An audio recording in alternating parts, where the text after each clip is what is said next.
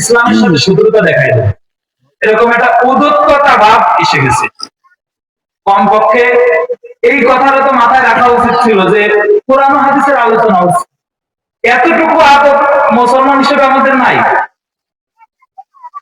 এই মাইক বক্সে গান বাজাইলে নিজে যেরকম শুনে গুনাহ করতেছি, সাথে সাথে আরো সাথে লোককে শোনাচ্ছেন।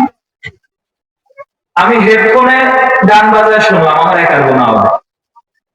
এবার বক্সে গান লাগাই দিলাম, আপনারাও শুনলেন, তাহলে আপনারা যে আমার ইচ্ছাই হোক অনিচ্ছাই হোক আমার সাহায্যে গুনাহ করলেন, এই গুনার যে একটা পার্সেন্ট এটা আমার ভাগ্যে আসবে কি আসবে না? আমার ভাগ্যেও আসবে। এই জন্য যারা ডেস্কে তারপরে মাইকে নিজে গুনাহ করে আরো সাথে সাথে অন্য মানুষের আহ্বান করে গুনাহ করান, তারা সাবধান হয়ে যান। নিজের হিসাবে আমরা নিজে দিয়ে পারবো না, এলাকার মানুষের হিসাব নিয়ে কি করবো? পারবো? এই জন্য কাটা কাটা দুই চারটা কথা আমি বলে দিলাম। ওই যে বললাম তাদের কম্পাউন্ডার হিসেবে আসছি, শায়েখরা হযরতরা বয়ান করবেন।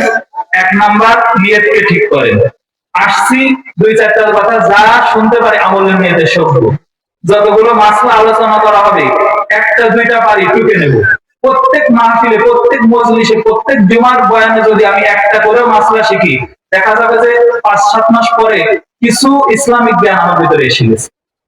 এবং সাথে সাথে অনেক বড় উলামা ইকরামরা আমাদের এখানে আসছেন, তাদের আদব বজায় রাখা। সবচেয়ে বড় কথা কি, মাহফিলের প্যান্ডেলে ছোট বাচ্চারা তোমরা আসো, আমরা মুরব্বীরাও আছি, এমন কোন আচরণ বিশৃঙ্খলা না হয় যে যে সমস্ত বক্তা সাহেবরা আমাদের আসছেন, হুজুররা আসছেন, সবাই আলেম এবং খুবই ভালো মানের আলেম।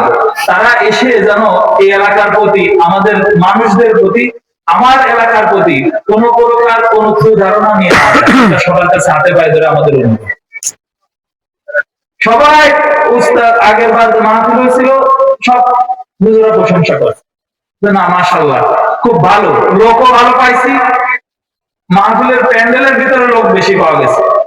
এবারে ইনশাআল্লাহ আমরা আশা করতেছি এর থেকেও আরো সুন্দর পরিবেশ আমরা ইনশাআল্লাহ পাবো। তো সকলের কাছে এই অনুরোধ রেখে আমি আমার বক্তব্য শেষ করতেছি। আমলের নিয়তে শুনেন, আদব বজায় রাখেন, এই উলামা ইকরামদের ফয়জ ও বরকত আপনারা নিন ইনশাআল্লাহ। আল্লাহ পাক রব্বুল আলামিন সকলকে দুনিয়া ও আখিরাত উভয় জাহানে কামিয়াবি দান করেন। ওয়া আখিরি দাওয়ানা।